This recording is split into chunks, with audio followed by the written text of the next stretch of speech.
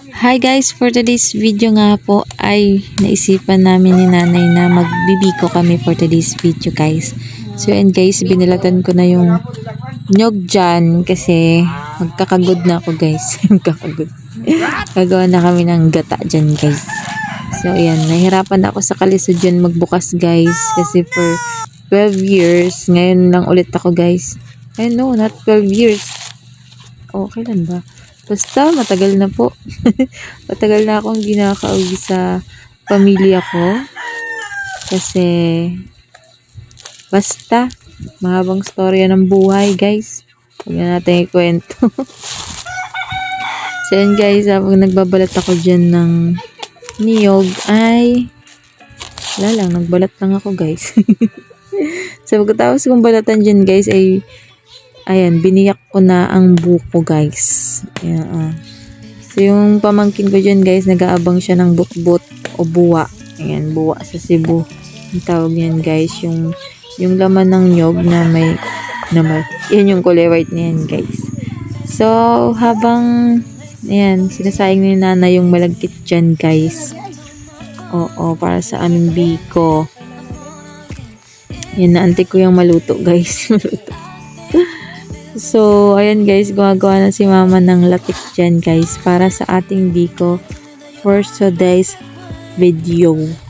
So, ayan guys, habang niluluto ni nanay yung biko dyan guys, ayan, pumunta naman kami sa tabing dagat para manood. Manghingi ng tuloy guys kasi mag-iihaw kami for today's video ng tuloy. So, ayan sila guys. Sila po yung pamilya ng asawa ng kapatid ko guys. Nandiyan sila Papa Pio, si Mama Bernie. Ayan, nagpupuksi. Puksi po ang tawag dyan guys. Mamuksi pala, mamuksi. Mamuksi. Ayan. Kinukuha na nila guys yung mga isdang tuloy guys. Ayan, tuloy po ang tawag dyan dito sa Cebu guys, sa Bisaya. So, ayan po. Nangingi kami dyan guys ng pang-ihaw for today's video. Ayan, dami nilang huli guys. Thank you Lord. Salamat. So, ang daming tuloy guys. Oh, ayan. Ganyan po mamuksi guys. Hindi na ako tumulong dyan guys. Baka imbis na mabenta ma-reject pa. Mawala ng ulo lahat. So, yan guys. Ang dami nilang kuha dyan guys ba? For the first time ko po yung makakita ng ganyan guys, in personal. Opo. And kasi ngayon lang ako nakauwi sa aking pamilya guys. Ayan, ang dami guys. Sobrang dami nilang kuha dyan guys.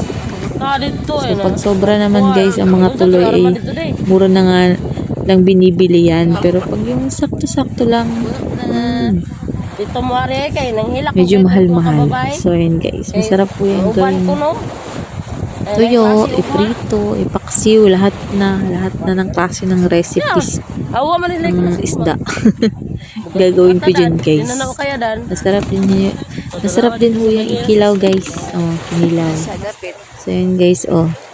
Ayan, dyan nilalagay yung mga nahuli nila guys sa ice para hindi madaling masira ang isda at maibenta pa. Oh. So, ayan guys. Oh, ang dami. Tuwang-tuwa ako dyan guys kasi first time ko makakita ng ganyang kadaming isda in personal. Oo. Ng isdang tulay guys. So, paano pa pag nakita ko ng shark? Shark. Ayan guys. Nag-ano muna ako dyan. Nag-observe. Wow. Observe. Nag-observe ako dyan guys kung paano mamuksi. So habang naghihintay guys, moment muna ako dyan sa tabing dagat. Oh, moment. So yan guys, meron din po dyan mga katabing bangka na dumugo dyan. May mga huli din po sila mga isda doon. Yan guys, marami silang dyan guys, nang huli ng mga isdang tuloy guys. So yan guys, isang delo. Isang delo na, puno na.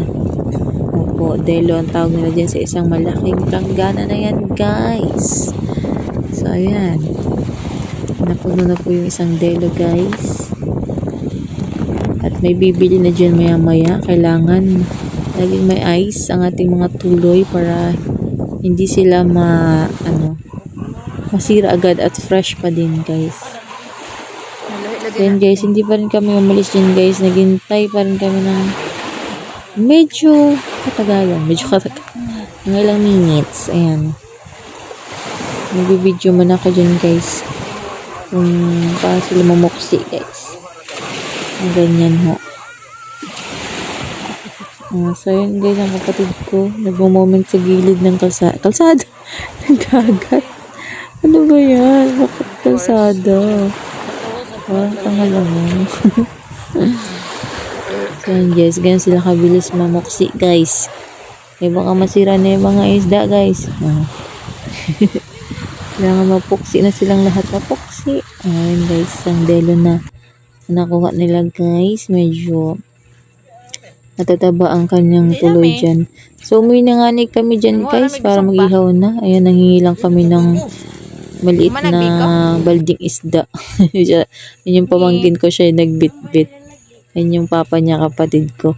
So pag-uwi ko guys ay pag-uwi pala namin. Pag-uwi namin guys ay luto na yung biko ni mama. Iniin na lang niya guys. Opo. So yan, excited na ako kumain ng biko dyan guys. Kasi ayan, for 12 years ngayon lang ulit ako kumakain ng biko ni mama. So una na namin kinain yung tutong guys kasi masarap yun. Kasi isasaw sa latik guys. Sobrang sarap. Oo. Ayan ho. First time. After 12 years na naman guys, sa ako makakain ito ulit. After 12 years, grabe na. 12 years ago, bago ako nakakain yan. Ulit sa luto ni mama. Oho. Ayan po. So, habang kumakain kami dyan guys, ay mag-iihaw naman kami ng tuloy mamaya-maya. So, ayan muna yung tinitira namin. Tinitira. Oho, ang sarap. Ay, at eto na guys, tapos na siyang mainit. At ito'y luto na talaga, mainit-init. Hindi lang mainit-init, mainit pa talaga yan guys. Oo. Kasi nakasalang pa talaga yan.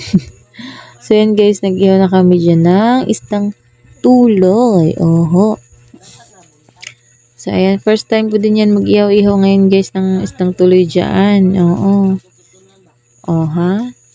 Excited lang. Sobrang dami. As in yung maliit na baldi guys ay inihaw ko yata lahat yun. Diba? Excited lang kami kumain ng isdang tuloy. So yan guys, ako yung nag-iihaw dyan. Ay nako. Ngayon ko lang talaga na-experience guys na mag-ihaw ng isda na fresh from the sea. So, yun lang guys for today's video. Salamat sa panonood. Sige, bye.